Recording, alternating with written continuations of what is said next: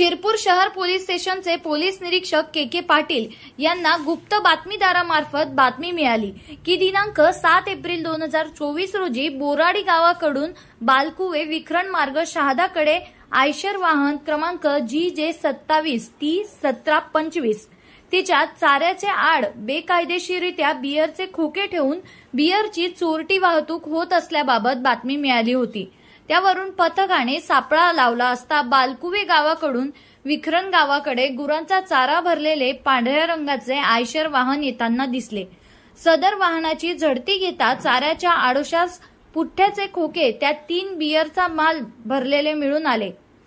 त्यात बियर साठा किंमत 15 लाख रुपये व आयशर 1,58,000 असा एकूण 16,58,000चा मुद्देमाल जप्त करण्यात आला आहे। वाहन चालक वाहन सोडून पसार झाल्याने अज्ञात चालकाविरुद्ध गुन्हा दाखल करण्यात आला आहे। पुढील तपास पोलीस उपनिरीक्षक छाया पाटील करत आहेत।